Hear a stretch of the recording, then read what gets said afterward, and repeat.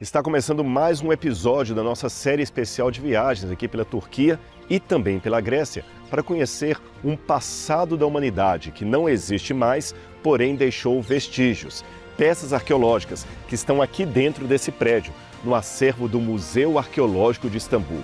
É riquíssimo o que nós encontramos aqui. Nós vamos conhecer muitas coisas sobre aqueles que viveram antes de nós e, por tabela, vamos também identificar aquilo que tem uma relação direta ou indireta com a fé cristã, com o conteúdo da Bíblia. Eu tenho muito para mostrar para vocês. Vocês sabem, eu sou Rodrigo Silva e continuo em busca de evidências que comprovem a história da Bíblia Sagrada e também a história da fé cristã. Então fica comigo porque o nosso programa está só começando.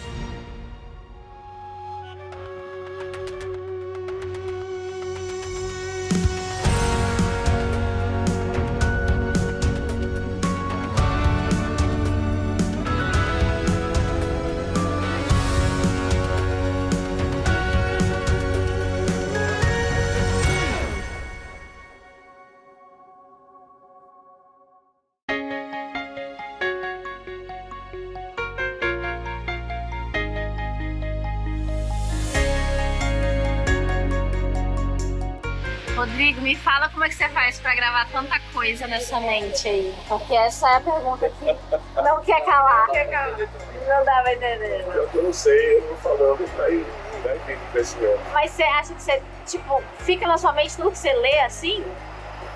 Quando é de meu interesse.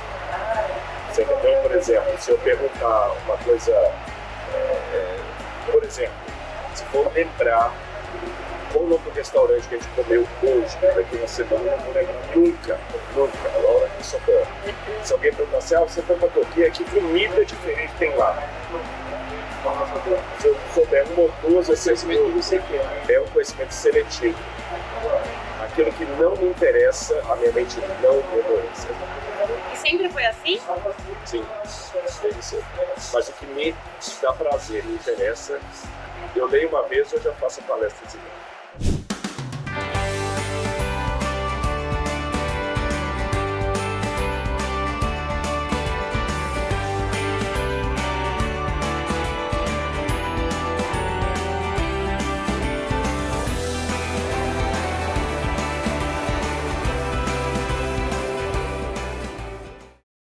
Chegou a hora de dar um presente para você, um presente da TV Novo Tempo e dos Anjos da Esperança. É o Guia de Estudos Evidências, que foi preparado com muito carinho para você e sua família. E esse guia de estudos traz temas importantes relacionados à fé cristã. Será que a ressurreição de Jesus é algo histórico? Será que realmente Deus existe? Por que há tanto sofrimento nesse mundo? Estes e outros assuntos estão aqui esperando você e é inteiramente grátis. Como você faz para adquirir? É simples. Entre no site novotempo.com/escola bíblica. Eu quero enviar um exemplar deste para você.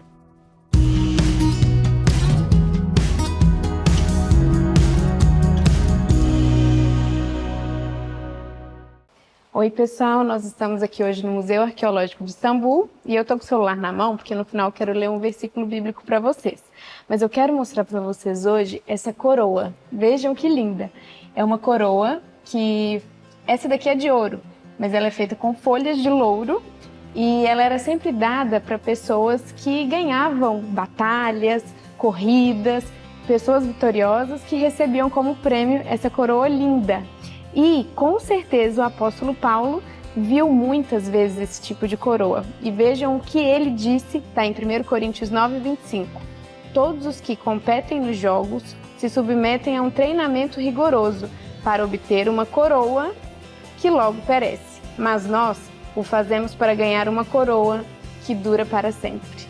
Muito interessante, né? Essa é a curiosidade de hoje que nós temos aqui no Museu de Arqueologia de Istambul. Mas calma, não vai despedir ainda não, que ela deixou de falar uma coisa importante. Tem uma coisa mais, talvez a informação mais legal. Existem algumas palavras para coroa em grego. Existe a palavra Stéphanos, existe a palavra diadema e existe a palavra Dáfne, que é justamente esse tipo de coroa. A Dáfne era a coroa feita de folhas de louro, que como Laura falou, pode ser de ouro ou a própria folhinha em si. E Dáfne era o nome em grego, mas sabe como é que os romanos chamavam essa coroa Dáfne? De Laura. O nome da Laura. Quando uma pessoa recebe uma coroa, não diz que ele foi laureado, coroado? Pois é, Laura significa uma coroa dessa. Então, é o sentido do nome do meu amor aqui. Eu mesmo ganhei uma Laura. Eu ganhei uma coroa. Agora sim, pode despedir. Bom, essa é a nossa curiosidade de hoje, mas o Rodrigo continua aqui para dar mais informações para vocês. Até mais!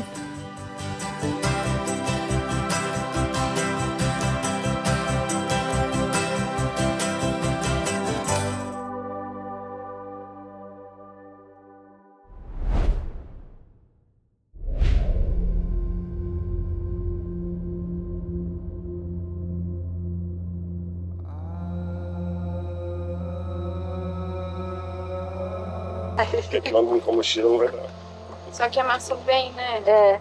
Ah, mas assume, gente. Assumi, eu já desapeguei.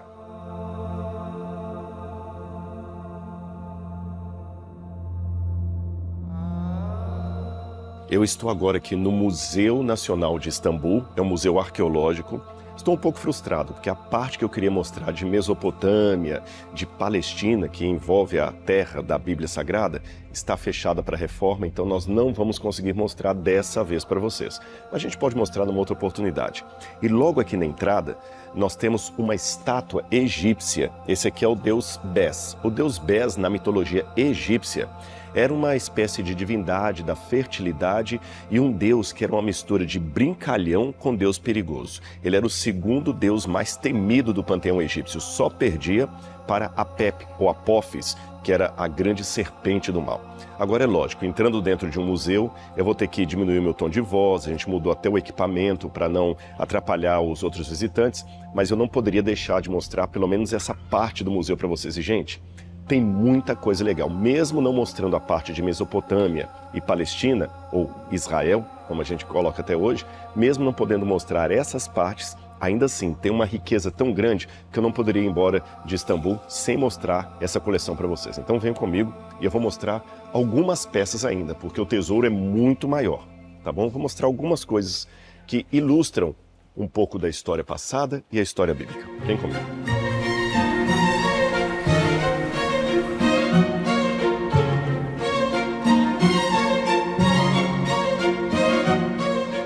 Olha, vamos começar com esse aqui. Esse animal, que você tem a cabeça quebrada, ele tem um corpo de leão e asas, é a famosa esfinge da mitologia grega. Então lá eu comecei com o panteão egípcio e agora eu estou na mitologia grega. Aqui nesse museu nós temos um encontro de várias civilizações da antiguidade. Esta esfinge, no passado, era um ser mitológico que fez parte, inclusive, do mito de Édipo. Já ouviu falar complexo de Édipo? Édipo teria encontrado esse animal na cidade grega de Tebas e teria vencido a esfinge. De acordo com a mitologia, a esfinge devorava todas as pessoas que chegavam até ela e ela sempre aproximava e dizia: decifra-me ou devoro-te. E aí, nesse caso, o Édipo, de maneira muito heróica, ele falou: decifro-te. O Édipo ergueu a sua espada e falou: pode fazer a sua charada. Então, de acordo com essa mitologia, a esfinge teria perguntado para Édipo: qual é o animal que de manhã anda de 4, ao meio-dia anda de 2 e ao entardecer anda de 3? Édipo respondeu: é o ser humano, o homem, porque de manhã ele é um bebê engatinhando, anda de 4. Ao meio-dia de sua vida ele é adulto, anda de 2, com 2 pernas. E ao entardecer da sua vida, quando está velhinho, precisa de uma bengala e anda de 3. A esfinge ficou tão horrorizada, porque ninguém tinha decifrado as suas charadas, que ela se matou. Édipo cortou a cabeça do animal, levou até a cidade e ganhou como prêmio a pior coisa que poderia lhe acontecer. Ele casou com a bela rainha Jocasta. Só que ele não sabia que aquilo era parte de um prognóstico de maldição sobre ele, porque Jocasta, de acordo com a mitologia, era a própria mãe de Édipo. Ele se apaixonou pela mãe dele, casou com a mãe dele e num período anterior ele havia matado o próprio pai. Por isso que em psicanálise, quando vai falar sobre aquela pessoa que é apaixonada pela própria mãe, fala que ela tem um complexo de Édipo. Vem disso aí. Aqui nós temos uma outra estela, mais ou menos do 5º século a.C., são estelas colocadas em túmulos e elas mostram sempre retratos do dia a dia. E o mais curioso é que aqui traz uma inscrição fenícia certo, olha, já saí da Grécia, já estou na Fenícia. E essa inscrição fenícia tem inclusive alguns caracteres que vão depois lembrar o hebraico. São muitas histórias que vão se conectando com esse lugar aqui. Mas ainda tem outras salas para mostrar para vocês.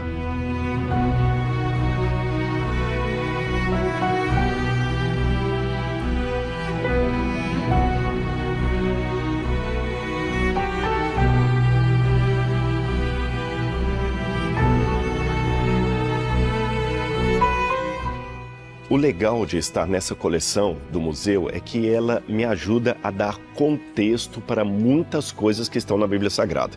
Então, parte da informação que eu vou dar para vocês aqui é meramente de cultura geral, cultura histórica, como o caso do Édipo que eu contei.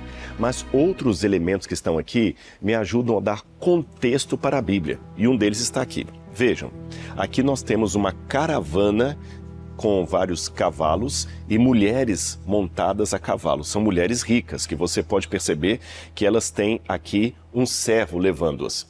Antes de continuar, é bom explicar que este relevo aqui fazia parte, vou abaixar um pouquinho aqui para facilitar para o Vacian mostrar para vocês em casa. Esse relevo era parte de um túmulo.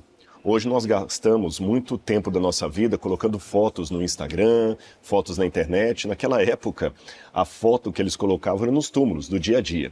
E me chama a atenção alguns detalhes. Primeiro, essa mulher está com uma mão segurando as rédeas do animal e com a outra ela está cobrindo o rosto em sinal de humildade, de prudência, de modéstia. Mas outro detalhe que chama a atenção são esses elementos que estão aqui na testa dela. Preste atenção, nós temos aqui, tá vendo como se fossem umas bolinhas aqui na testa dela. O Vacian vai mostrar para vocês. E a mulher da frente tem, abaixo do véu, esses mesmos elementos. Aqui há duas interpretações. Uma delas é que seria o cabelo da mulher num penteado encaracolado que estaria saindo um pouco para fora do véu. Mas a segunda explicação, que para mim faz mais sentido, é que uma vez que o cabelo fazia parte da modéstia e tinha que ser coberto pelo véu, isso aqui não seria parte do cabelo da mulher. Seriam moedas que ela traria ali no seu véu. E por que moedas? Agora vem o exemplo do contexto bíblico. Quando a mulher casava nesse tempo, ela poderia receber um dote especial do pai dela. E esse dote eram algumas moedas que o pai dava para a mulher. Por que ela recebia essas moedas? Bom, se houvesse uma guerra e o marido fugisse daquele lugar ali por causa da guerra, ou ele morresse em batalha e não voltasse, aquela mulher estaria sem o seu protetor. Então ela usaria aquelas moedas que ela ganhou no dia do casamento para se refugiar, para ir para a casa de um parente, para buscar socorro, para comprar comida. Ela gastaria as moedas do dote que ela recebeu no casamento. Você percebeu? Esse dote, então, era um seguro de vida pago à mulher ou dado a ela pelo seu próprio pai. E você estava me perguntando, Rodrigo, o que tem isso a ver com a Bíblia? Bem, você se lembra uma parábola que Jesus contou de uma mulher que tinha 10 moedas e ela perdeu uma das moedas e ficou varrendo toda a casa até encontrar a moeda que havia perdido? Agora você entende com esse contexto porque era importante para aquela mulher encontrar a moeda perdida? Aquela moeda era parte do seguro de vida dela, do dote. E muitas mulheres pegavam essas moedas e colocavam junto com o seu véu, ou às vezes como se fosse um colar. E elas usavam isso aí como parte do adereço da sua roupa. Quando ela viajava, por exemplo, ela levava consigo as moedas porque era uma forma que ela tinha de se proteger. Se acontecesse qualquer coisa, ela tinha um dinheiro para procurar socorro. Olha a parábola de Jesus ilustrada por esse relevo. Mas ainda tem mais coisas. Vem comigo.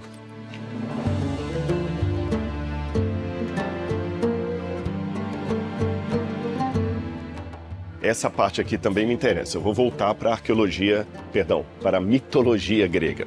Aqui eu tenho dois personagens da mitologia. Nós temos o deus Poseidon. Você percebe que é Poseidon porque ele está justamente segurando um golfinho aqui num dos braços. Era o deus dos mares. E junto dele está Heracles, ou melhor, Hércules. Hércules é a forma como nós conhecemos esse semideus, mas os gregos o chamavam de Heracles. E você vê que aqui na mão ele tem uma pele de animal, que seria o leão de Nemeia, que de acordo com os 12 trabalhos de Hércules, um deles foi que ele matou o leão de Nemeia. Então então tornou-se um trunfo dele. E ele tem aqui a clava, que ele sempre usava para fazer todos os seus prodígios.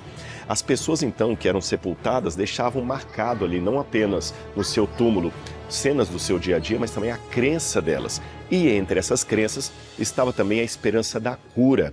Você, quando vai a um hospital ou conversa com um médico, ou quem sabe você que está me assistindo que é formado em medicina ou na área de saúde, vocês costumam ter geralmente como símbolo da medicina o caduceu, que é justamente aquele mastro com a serpente enrolada ali. Às vezes as pessoas confundem o símbolo da medicina com o símbolo do comércio, porque o Mercúrio também tinha as duas serpentes entrelaçadas ali, mas eu estou falando daquele símbolo da medicina, que era uma serpente só. E de onde vem essa tradição? Olha aqui, você tem duas figuras, mais uma vez, da mitologia.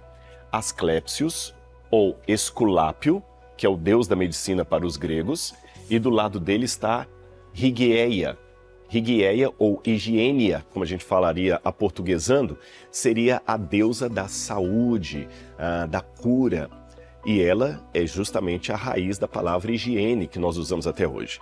Mas vamos voltar para o quadro e você vai ver algo interessante. O deus da medicina e a deusa da cura sentados um do lado do outro. Mas perceba que ela está com uma tigela na mão, dando de beber a uma cobra. E a cobra está justamente no mastro. Lembra o símbolo da medicina? De acordo com a mitologia, dizem que uma época alguém queria ser curado no templo de Esculápio, mas os sacerdotes impediram esse sujeito de entrar ali. A prática da medicina na época era que a pessoa iria pedir a cura para Esculápio, então ele iria até o templo, dormiria à noite ali, num mecanismo que os romanos chamariam de incubácio, ele dormiria ali e também ali havia águas sagradas nas quais ele se banhava esperando a cura. E somente no dia seguinte, através de sonhos, Esculápio revelaria para ele qual era a doença dele. Um parênteses. Você se lembra que Jesus curou um paralítico no tanque de Betesda, de acordo com o Evangelho de João? Agora vem uma curiosidade. Você sabia que, com o passar do tempo, aquele tanque de Betesda, que serviu de lugar para a cura daquele paralítico, que Jesus efetuou a cura dele, se transformou num templo a Esculápio? Jerusalém foi se tornando tão apostatada da sua fé que havia um templo pagão ali nas barbas do templo de Jerusalém. Olha que coisa tremenda. E por muito tempo esse templo pagão funcionou ali depois da destruição do templo judeu. Então quem vai hoje a Jerusalém e visita o tanque de Betesda, você vê as ruínas do tanque de Betesda lá embaixo, onde Jesus esteve. Em cima você tem uma igreja cristã do século XII e entre uma parte e outra você tem restos de um templo de Esculápio. Voltando à história que eu estava contando para vocês, ou melhor, à mitologia que eu estava contando. O sujeito foi proibido de entrar até o templo e receber a sua cura. Então ele ficou triste e quando ele saiu, diz essa história, que ele viu duas serpentes brigando uma com a outra para beber uma tigela de leite. E a serpente bebia o leite e às vezes vomitava, e ia beber de novo. Aí quando ele viu as duas serpentes bebendo daquele leite, ele pensou, eu vou morrer mais rápido. E pegou aquele leite e bebeu o leite. Como o leite estava misturado com o veneno das serpentes, a mitologia diz que ele acabou desmaiando e a família pensou que ele tinha morrido. Mas pouco tempo depois, ele recobrou as forças. E perceberam que naquele leite, misturado com o veneno da serpente, estava justamente a cura para a doença dele. Aí contam que foi a partir deste mito que surgiu a ideia de antídoto, onde você usa o próprio veneno do animal para curar algo causado pela picada daquele animal. São histórias que vão contando aí. Usar a serpente como símbolo da medicina, na verdade, é algo mais recente. A partir do século XVIII para cá, se não me engano, 1796, foi a primeira vez em que a medicina ocidental usou a serpente junto com o mastro para ilustrar o trabalho dos médicos. Porém, a mitologia que dá origem a esse símbolo vem desde lá de trás. E esse quadro, esse painel aqui mostra justamente esse pedaço que eu contei para vocês dessa suposta história do sujeito bebendo o leite que as serpentes com seu veneno haviam tomado. E aí, a partir de então, tanto o deus da cura, como a deusa da cura, como o deus da medicina começam a alimentar serpentes no imaginário do povo grego. Curioso.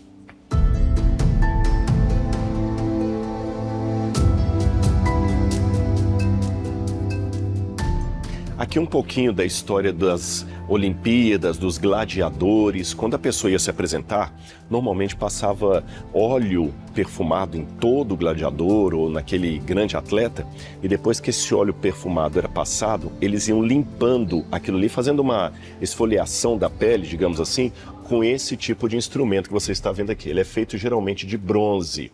Então eles limpavam todo aquele óleo que estava sobre a pele e a pele da pessoa ficava muito boa. Abaixo dele você tem justamente os ungüentários, onde você colocava esse tipo de azeite perfumado que era derramado no corpo da pessoa. E você está vendo que o azeite tinha um significado muito importante para essa população, para essa sociedade do passado.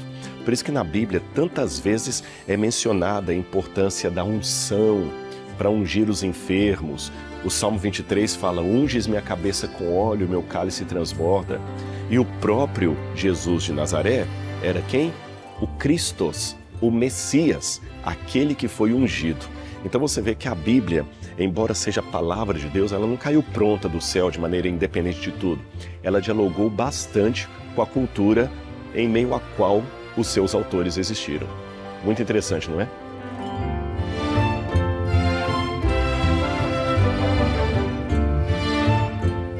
Pessoal, eu sei que aqui está um pouco escuro, mas eu pedi o Vacian para mostrar algo para vocês muito legal que está nessa ala aqui. Olha aqui atrás. Vocês estão vendo essa placa de bronze? Isto aqui é um diploma romano. Esta aqui especificamente fala da decisão dos asiáticos em relação à ascensão de Calígula ao poder. Porém, esse mesmo tipo de documento de bronze, que como eu falei chamava diploma, era um certificado que o imperador dava para soldados romanos assim que eles entravam em aposentadoria. Eu vou explicar para você. Todas as pessoas que estão aqui, esses bustos, eram de cidadãos e cidadãs romanas. E era um grande privilégio ser um cidadão de Roma, tá certo? Vou perguntar ao Vacian onde é o melhor lugar para eu ficar aqui, para a iluminação. Aqui tá bem? Então bem. Agora eu posso continuar contando a história para você. Todo mundo almejava ter uma cidadania romana e pagava caro por isso. Então o que acontecia? Quando algumas pessoas iam lutar no exército, nem todos os combatentes, nem todos os militares tinham essa cidadania.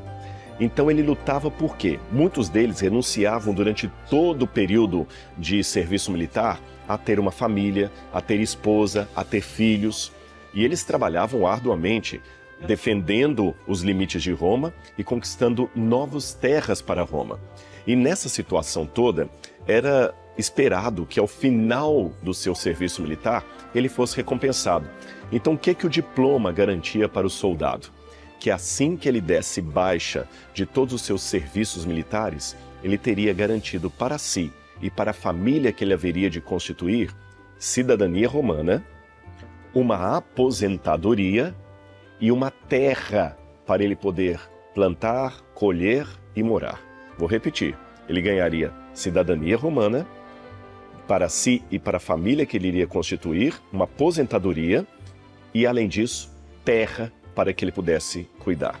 Esse diploma romano também era chamado pelos gregos pela palavra hipóstasis. Agora que você já sabe disso, olha que interessante, vá à sua Bíblia e abra em Hebreus capítulo 11, quando fala da galeria dos heróis da fé. O autor de Hebreus, que para muitos seria o apóstolo Paulo, ele começa dizendo assim: ora, a fé é a certeza das coisas que se esperam, a convicção de fatos que ainda não se veem. E no original grego, a palavra que aparece é hipóstasis. Então o que o autor está dizendo nesse capítulo? Que todos os cristãos que são combatentes no reino e no exército de Jesus, eles são como aqueles soldados romanos. Eles combatem esperando uma terra que eles ainda não viram. E por que o soldado romano acreditava na posse de uma terra que ele ainda não havia visto? Porque ele sabia que quem assinava o diploma era o imperador. O imperador tinha lastro para fazer isso. Aliás, nós temos até algum dorso de algum imperador romano, provavelmente o imperador César.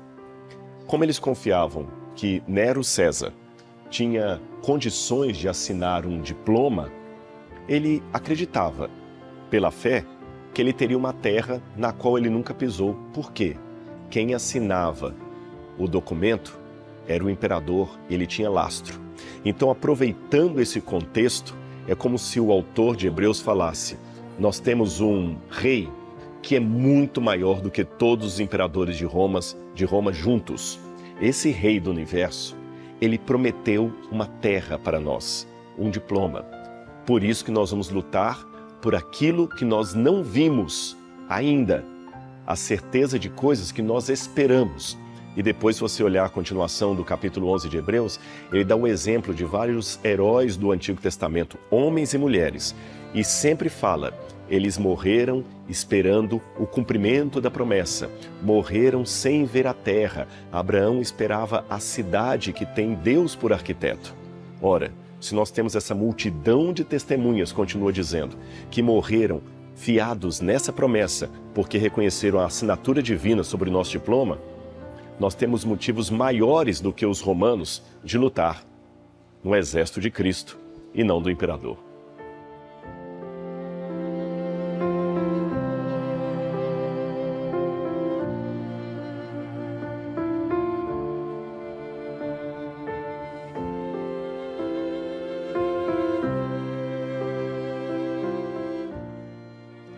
Olha essa estátua, um verdadeiro colosso. Esse aqui é o imperador Adriano. Adriano foi imperador de Roma e ele combateu uma revolução dos judeus lideradas por Bar Kokhba. Bar Kokhba foi um grande líder rebelde judeu que ainda se proclamou Messias. Depois você pode estudar essa história. Ele foi desde o ano 132 a 135 de nossa era. E o interessante é que foi justamente ao sufocar a revolução de Bar Kokhba que Adriano resolveu dar nome para toda a terra de Israel de Filistina, terra dos filisteus. E ele fez isso de propósito, porque em hebraico a letra P e a letra F é a mesma letra. Tudo depende se você colocar um pontinho dentro ou tirar.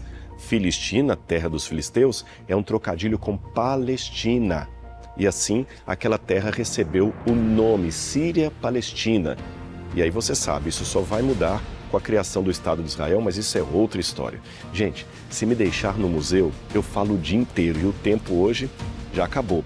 Então fique ligadinho com a gente, porque no próximo programa eu tenho mais história para contar para você. Tchau, tchau!